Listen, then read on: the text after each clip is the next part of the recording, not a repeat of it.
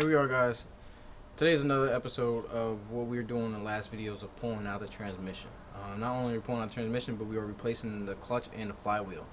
So in order to do that, we had to do multiple things. If you didn't, take a look at my previous video of me showing what we took apart and how we got to this step here.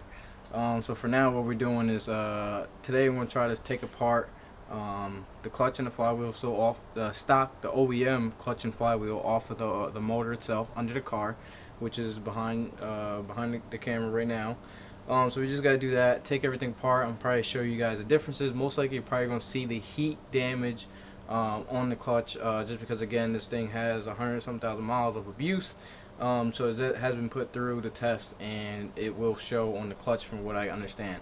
I haven't taken a look yet, so I have no idea what it looks like. Only thing I can imagine that the slate cylinder has been leaking, which was cause oil to slip onto the clutch plate on the flywheel, and that will also cause slippage and stuff like that, which could be the issue I was having with the stock clutch to begin with. I know the slate cylinder was bad, but I was just riding it out. But here we are, we got everything to replace, so let's get to it.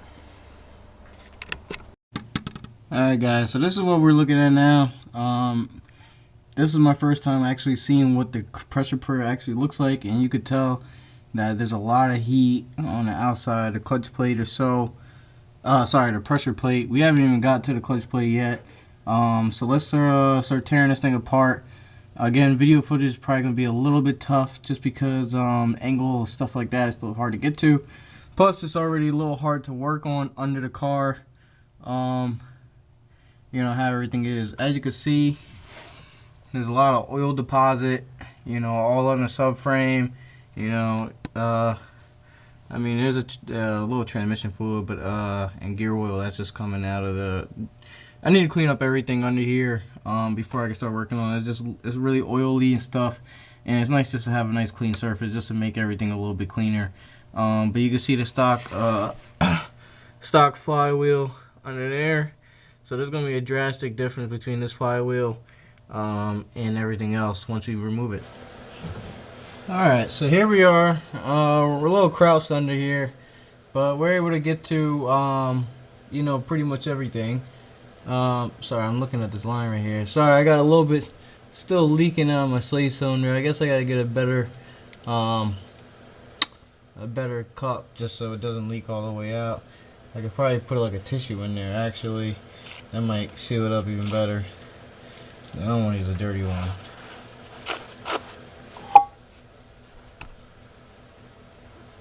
See if I can get to this real quick. Maybe that might hold a little more. Give me a little more time. The problem is it's leaking so much. It's like putting a hole through my floor. You know how acid. You know how acidy that brake fluid is. So anyway, so here we are. We got everything here. It's all dirty. So we're going to do, we got some brake clean. We're going to brake clean under the subframe. Get this looking all pretty. You can see, yeah, you can see all the oil deposits just sitting there all gunky and dirt mixed in there. So we're going to spray it all down, make this as clean as possible. A cleaner surface area this way. You know, hopefully everything goes back better. And this way we know that no dirt is getting in there to harm anything. So let's see if we can do what we could do.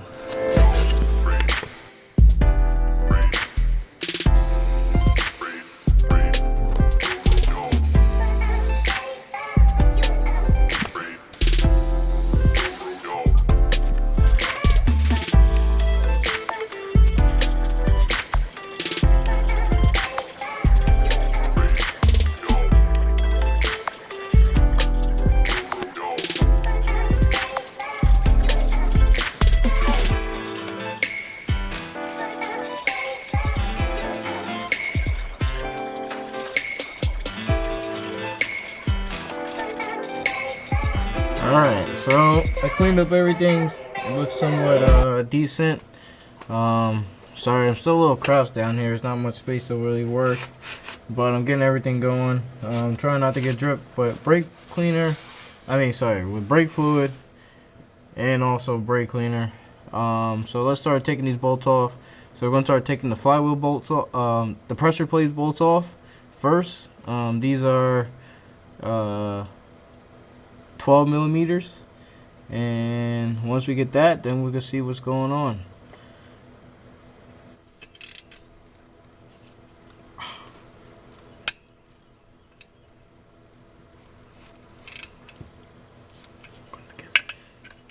I'm going to get something to hold the crank. Yeah, I forgot about that.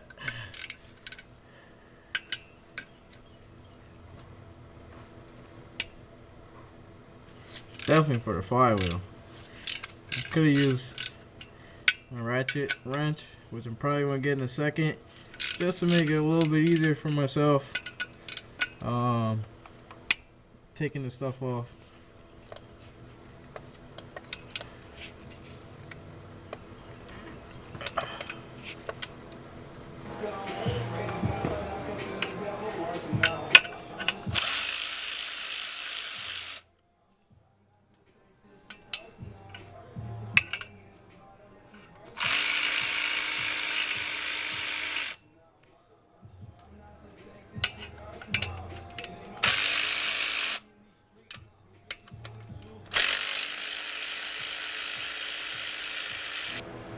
Alright, so we're just getting to the last bolt here. Right here up in the top corner, I got it loose. I just gotta unscrew it for a little bit, and then I'll drop the pressure plate off from taking off the engine. For now, I just want to say I have been and tried 4 or 5 positions, and every single one is all uncomfortable. So doing this is very tempting to want to just spend $2,000 on a lift, even though they're a lot cheaper. But you know, accordingly to the size of this house, or the size of my garage. But of course, I always hate being under cars. Sitting in brake fluid is the worst. So I'm just trying to get this done because it's already aggravating me, even though it's going smoothly. So let's just keep going.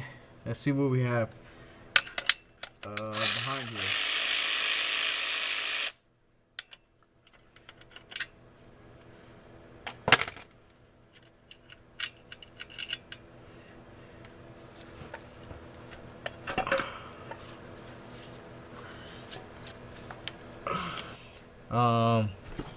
The flywheel definitely has seen some better days, and it shows a lot of heat in places where it shouldn't be. So definitely good to replace this. I'm glad that I ordered the incorrect but correct clutch, because my first option was to keep the standard flywheel and purchase the ATC clutch. That was my deal, because they said that you could use, it's not recommended, but it is able to use a standard clutch. But this one is definitely would need to be resurfaced, no doubt about it. So I'm glad this is definitely coming off. So now I just gotta get some, I think these are T40s behind here. I just probably gotta get my breaker bar and take this off. But we're looking good. Not too bad. A little dirty in certain places, but once I take everything off, I'll be able to clean it up a little bit with the wipes. I can see there's a lot of oil dripping in certain places. So here we are. We got everything out. We weren't able to successfully move the flywheel. The issue was we don't have the exact Torx head socket. The only one I had is a T55. We're looking for a T60.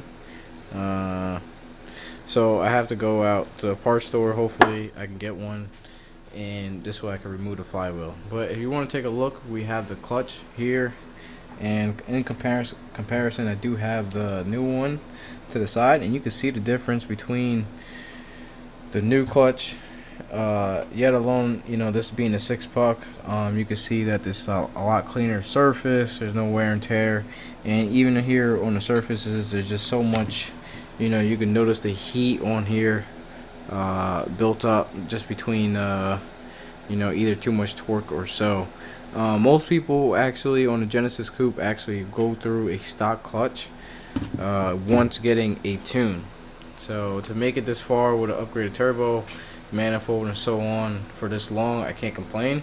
And just for another look you could take, you can see all the heat wear spreading across the pressure plate.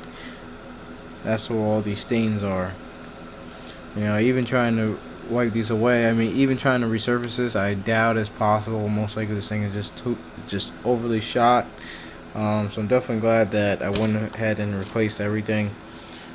So hopefully this drift season could definitely take us to the next step.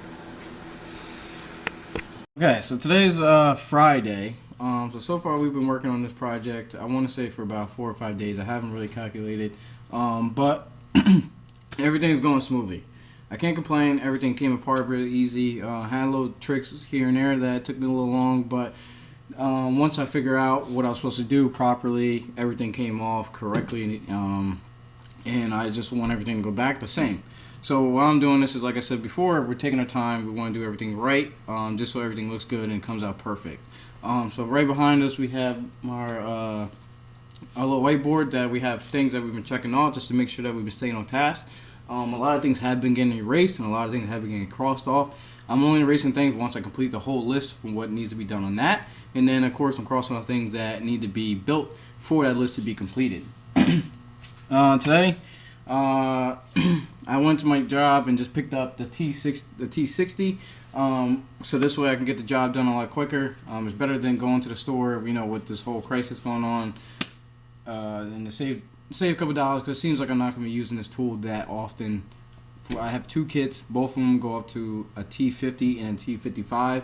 So to use a T60, it seems like I'm not going to be using it often. If I do need it again, well, I would just have to wait another day or so and go back to the job, to the yard, and pick it up. So I have one behind me, so we're going ahead and take the flywheel off. I have the pry bar, which I'll show you that in a second, how it's adjusted just to help me out. Doing this by yourself can be a little tricky. I'm trying to get as much done as possible, slowly but efficiently. So I take the flywheel off. Once I do that, then it's pretty much mounting everything back. This is the T55 that I was trying to use. Well, that I thought I had correct. But this is the one I had to go borrow, which is a T60. It's a lot bigger. This is a 1/2 inch socket, as this is only a 3/8. So definitely can understand that this is going to put down a lot more torque than the smaller ones. So let's get started. Today is like the 5th or 6th day of taking apart this transmission. We finally got everything out, and now it's time to start putting everything back together. We had a hard time taking the flywheel out, but we were able to get all the bolts loosened due to the fact that the crank kept spinning and I couldn't have enough resistance to break the bolts loose. So now everything's all set. We have the transmission to the side. Now it's time to start taking this apart and cleaning it down. We have some engine degreaser we're going to use just to spray it down with the power washer, and then we're going to replace the slave cylinder / throwout bearing. So once we do that, it'll be time to start putting everything back together, starting with the flywheel, and then going back with the clutch plate and the pressure plate.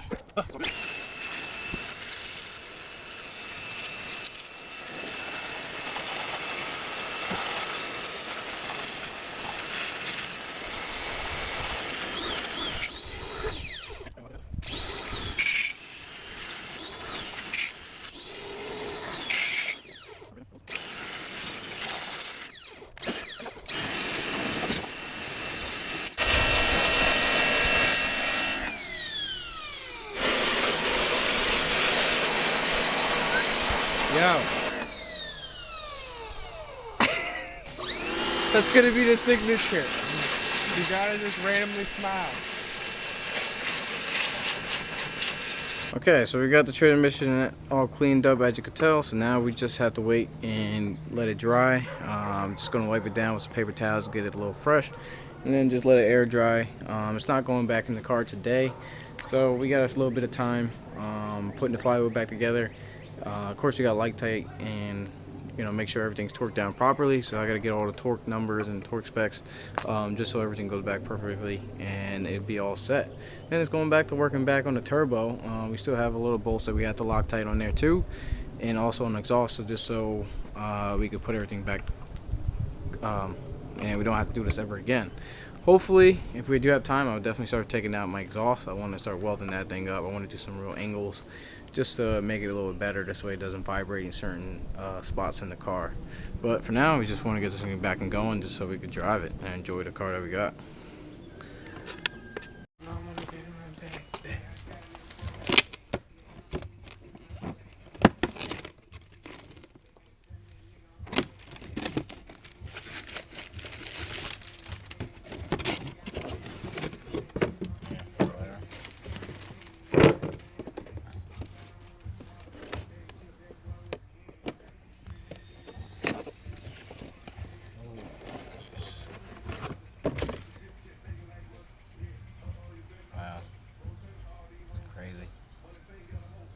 Tell that one shot. Yeah,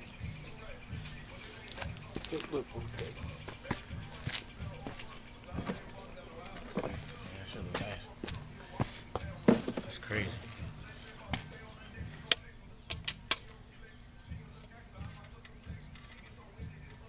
Damn. You wanna hold it? Oh, no, good. You got it? Yeah. You still want me to hold it or what? Nah, let's go.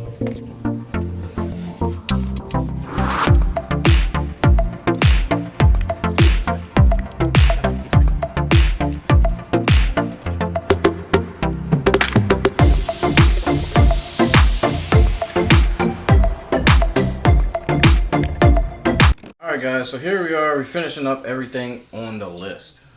I didn't show a lot of videos of me putting everything back together, but we finally got the transmission, the flywheel, as you guys seen, and then I put the flywheel in the clutch and the pressure plate on, and then I put the transmission on and the drive shaft. So everything's all set down there. I started to put the turbo and the turbo manifold back on. I was of course being careful and torquing everything down to the right specs, Loctiting everything that should be Loctite and bolted down tight correctly. Few things that we have to finish up: tighten down the bolts for the manifold, installing the exhaust. We just finished putting oil in the transmission, very simple, and then put the intake system back on an intercooler pipe, and it's all good to go. So here we are, just taking a glance at what we got going on. So here we have the turbo manifold installed. Just got a few bolts to install left here. I had to connect the O2 housing down there, installing the gasket. Just bolt down, well these are already bolt down, just got to tighten these up. Install the intercooler piping, and I want to do some rerouting of the hose just because they were all scattered around, running around. But now that I got the time, I want to make everything fancy. Hopefully one day I could take the time and actually drill these out and flatten these just to get rid of them because they're just no longer needed. Maybe route this in the area, different location. I still have to make a heat shield for my valve cover gasket. My valve cover itself, just so I don't melt it. This thing is very hot. If after a really nice drive, this thing is very hot and red, and they do tend to melt this over time. So I definitely want to cover this up just for future purposes. But of course, for now, for short drives, and no big deal.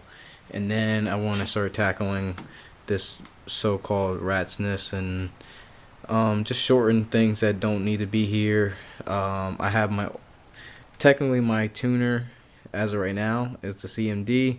All this is getting pulled out. It's all just piggyback technically, so this is gonna get pulled out once I'm going to the dyno. So we got a few things left to go, and then we'll be set to roll this thing out the garage. Okay, so everything is all good. We are just finishing up the final touches on this car. As I said before, I went ahead, I wanted to run a few lines. I had this car running a little janky a few years ago, just because I was having a few issues the way everything was set up, but I actually cleared everything up. I just never actually make it look neat. For the time being, I'm just going to run a oil breather valve.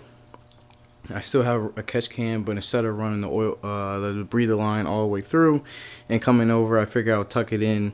And my oil catch can used to sit right here, in the open. I had two janky hose clamps holding it, but now I actually have a nice little bracket set for it. You can see right here, just got a bolt set, so that works. It actually goes to the stock air filter, so it actually looks nice. So that's all set up. I just had to connect the O2 housing. I got the bolts down there and then put the intercooler pipe up, and I want to say that's pretty much it. I got to make a new line running because I deleted the other line, like I said, that went there. But everything's coming together. The car is pretty much ready to hit the ground again. They come off the jack stands. As you see here, I was working on replacing turbo for one of my friends. His turbo was bad. So I went ahead and did that. I didn't take any videos of it just because I was trying to get it in and out. But the bad turbo's over there. The seals are actually bad. You can hear like a twining noise. It's the first time I actually realized. Yeah, you can hear the bearings jingling in there. It's no play, but it was shooting a lot of oil out of there. So that's definitely need to be rebuilt or toast. So the new one's in, just finishing up. I want him just to pick it up just so I can again get back to working on my Genesis. All this, of course, has to come out and moved out the way. This was just being stored for the time being. But yeah, we're all looking pretty good. It's just really nice. It feels so different already. As you can tell, the new setup for the seats.